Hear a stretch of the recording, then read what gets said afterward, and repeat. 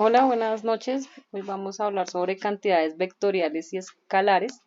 Dentro de ellas encontramos el desplazamiento, la velocidad y la aceleración. Las cantidades vectoriales son aquellas que tienen tanto magnitud como dirección. En otras palabras, para definir completamente una cantidad vectorial se necesita especificar tanto su valor numérico como la dirección en la que éste actúa. En física y matemáticas, las cantidades vectoriales se representan típicamente mediante vectores, que son objetos matemáticos que contienen información sobre la magnitud, la dirección de la cantidad física que se representa. Dentro de estas cantidades vectoriales tenemos la velocidad, la fuerza, la aceleración y el momento. Estos son unos ejemplos de cantidades vectoriales. Para manipular cantidades vectoriales se utilizan operaciones como suma, como resta, multiplicación por un escalar, producto punto y producto cruz, entre otras operaciones. Aquí este dibujito nos muestra un vector, que en sí es una flecha, donde nos está señalando en cuál es la magnitud y en qué dirección se dirige. Bueno, como les dije, tenemos velocidad, tenemos fuerza, tenemos aceleración y el momento dentro de las cantidades vectoriales. Todos sabemos que la velocidad es una medida de tasa de cambio de la posición de un objeto en un cierto intervalo de tiempo. Dentro de las unidades de velocidad encontramos los metros por segundo, los kilómetros por hora o las millas por hora, dependiendo del sistema que se utilice. Tenemos la fuerza, que es la interacción física que puede cambiar el estado de movimiento o la forma de un objeto. Y en las unidades tenemos la fuerza, son los newton en el Sistema Internacional de Unidades, o la lbf, que es libra fuerza en el sistema inglés. La aceleración es la tasa de cambio de velocidad de un objeto en un cierto intervalo de tiempo, y pues este vector se describe cómo cambia la velocidad en términos de magnitud y de dirección. En este utilizamos los metros por segundo, los pies por segundo, al cuadrado, siempre va al cuadrado. Y en cuanto al momento, que es la cantidad de movimiento que se ejerce, esta es la medida del movimiento que posee un objeto, y en las unidades más comunes tenemos los kilogramos por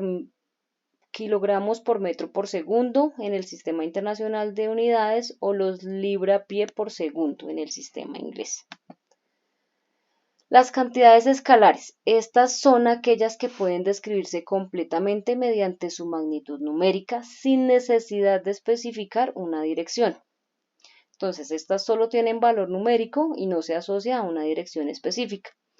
Entre ellas tenemos la longitud, tenemos la masa, tenemos el tiempo, tenemos la temperatura y tenemos la densidad.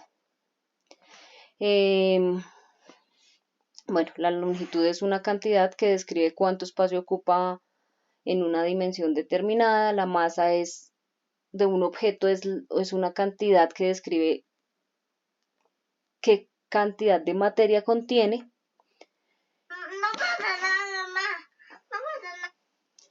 Y el tiempo es una cantidad escalar que describe la duración entre dos eventos.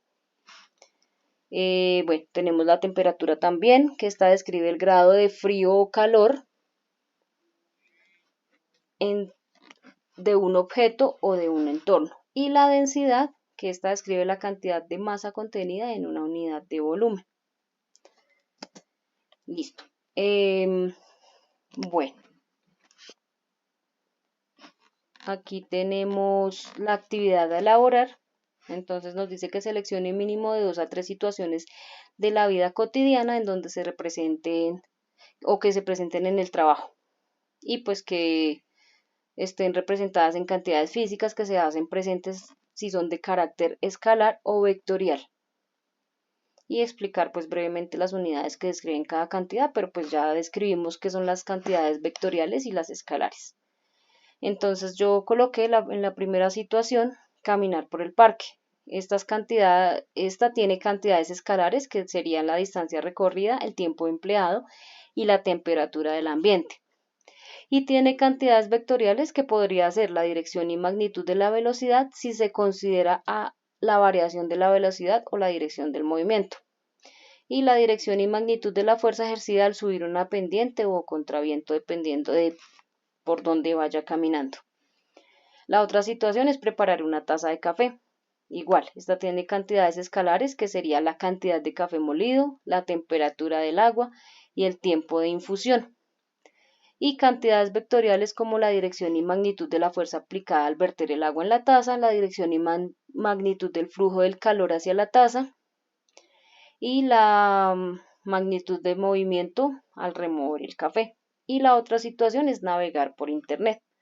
Aquí tenemos cantidades escalares que serían cantidad de datos descargados y tiempos de conexión. Cantidades vectoriales serían dirección y magnitud de la velocidad de transferencia de datos si se considera pues la velocidad de carga y descarga. Y la dirección y magnitud del campo eléctrico magnético si se considera el impacto de las señales inalámbricas. En cuanto al problema, yo escogí el de preparar la taza de café. Entonces vamos a suponer que queremos preparar una taza de café y necesitamos calentar 200 mililitros de agua desde la temperatura ambiente, que son 25 grados centígrados, hasta la temperatura de infusión, que son de 90 grados centígrados. Si la capacidad calorífica es de 4.18 julios sobre grados centígrados, asumimos que no hay pérdida de calor durante el proceso, entonces la pregunta sería, ¿cuánta energía térmica se necesita proporcionar al agua para calentarla? Nuestra solución nos dice que vamos a resolver este problema utilizando la fórmula de transferencia de calor, que es Q igual mc delta T, donde Q es la cantidad de calor transferido, o sea, la energía térmica que absorbe el agua, M es la masa del agua que estaría dada en gramos, C es la capacidad calorífica específica del agua, esta está dada en julios sobre grados centígrados, y delta T que es el cambio de temperatura en grados centígrados. Primero necesitamos convertir los 200 mililitros de agua a gramos, utilizando su densidad que es aproximadamente 1 gramo sobre mililitro para el agua. En ese caso la masa del agua es igual a volumen del agua por densidad del agua. Masa del agua es igual a 200 mililitros por 1 gramo sobre mililitros, que sería igual a 200 gramos. Ahora sí podemos calcular la cantidad de calor necesaria. Entonces vamos a aplicar la fórmula, que sería Q igual a la masa, que en este caso sería el agua, que serían 200 gramos, por la capacidad calorífica, que equivale a 4.18 julios sobre grados centígrados, por la temperatura, que en este caso serían 90 grados centígrados menos 25 grados centígrados, que es lo que necesitamos para llegar al punto. Q sería igual a 200 gramos por 4.18 julios sobre grados centígrados por 65 grados centígrados, que fue lo que nos quedó en la resta anterior. Entonces el resultado sería Q, calor transferido, sería de 54.340 julios, por lo tanto, se necesitan 54.340 julios de energía térmica para calentar 200 mililitros de agua desde 25 grados centígrados hasta 90 grados centígrados. En cuanto a lo que nos dice que si ahí se utiliza aceleración, pues en el problema de preparar la taza de café, pues podemos sí identificar algunos vectores, pero pues no está dada en aceleración.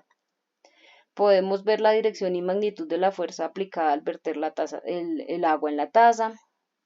En este caso el vector pues apunta hacia abajo en la dirección de la gravedad y su magnitud depende de la fuerza con la que se vierte el agua. Otra es la dirección y magnitud del flujo de calor hacia la taza. Este vector puede apuntar desde la fuente del calor, por ejemplo la estufa, hacia la taza. Su magnitud depende de factores como la temperatura del medio ambiente y las propiedades térmicas del material a través del cual se está transfiriendo el calor. Y por último tenemos la dirección y magnitud del movimiento al remover el café. Este vector pues depende de la dirección en la que se esté removiendo el café y la fuerza aplicada al momento de hacerlo. Entonces este sería mi ejemplo de vectores. Aquí vimos el tema de cantidades vectoriales y escalares. Muchas gracias.